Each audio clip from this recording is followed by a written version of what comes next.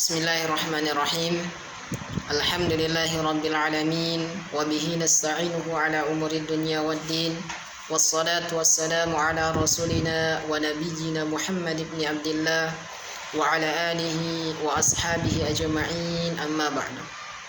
Puji syukur atas kehadiran Allah Subhanahu wa ta'ala yang telah memberikan begitu banyak limpahan rahmatnya kepada kita semua, sehingga alhamdulillah kita dapat merasakan begitu banyak limpahan rahmat yang telah Allah berikan kepada kita semua. Selanjutnya marilah kita untuk selalu bersalawat kepada Nabi kita, Nabi Muhammad sallallahu alaihi wasallam. Dialah Nabi yang diutus oleh Allah Subhanahu wa ta'ala ke permukaan bumi ini, tiada lain hanyalah untuk menjadi rahmatan lil alamin dan uswatul hasanah bagi kita semua. Baiklah teman-teman sekalian, di sini saya akan menjelaskan sedikit mengenai berwirausaha. Namun sebelum saya masuk pada pembahasan saya, sebelumnya saya akan memperkenalkan diri saya terlebih dahulu, yaitu nama saya Aswar Ridwansyah.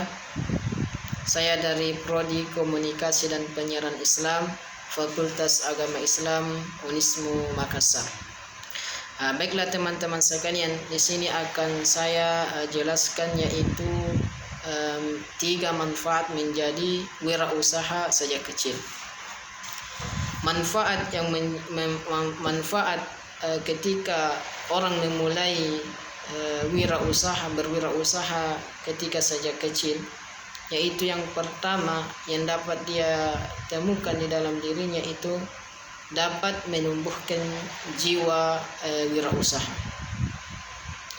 Melakukan wirausaha sejak kecil teman-teman sekalian mempunyai manfaat untuk menumbuhkan jiwa wirausaha, sehingga kita jadi lebih berani mengambil resiko. Banyak orang yang takut memulai usaha karena takut mengalami kegagalan atau kerugian. Jadi berlatih jiwa wirausaha sejak kecil membantu seorang anak mengatasi ketakutannya dan mudah beradaptasi terhadap perubahan.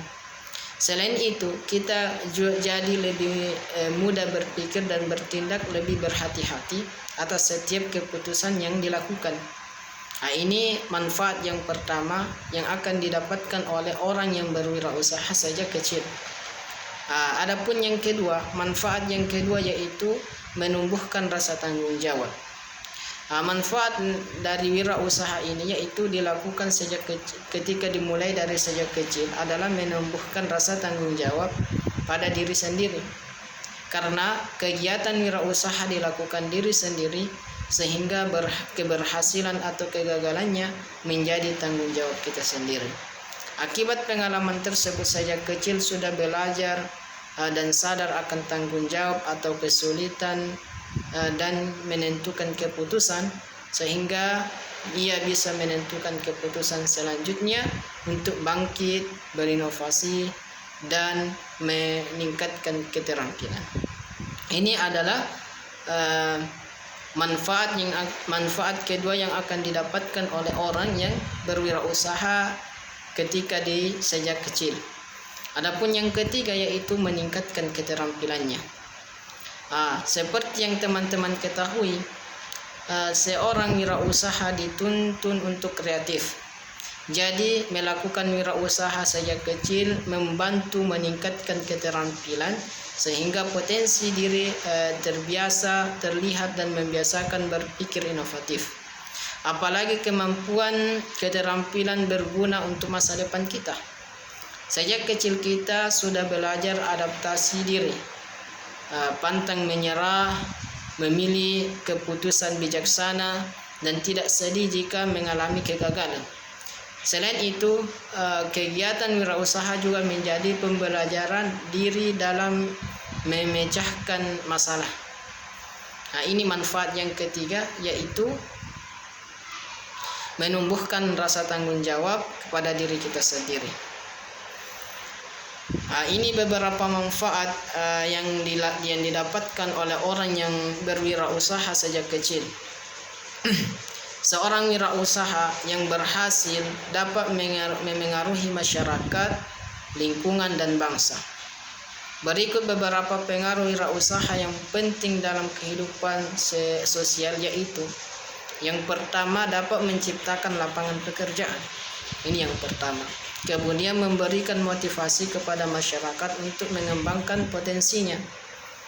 Kemudian mendorong para pelaku usaha lainnya untuk kreatif dan inovatif.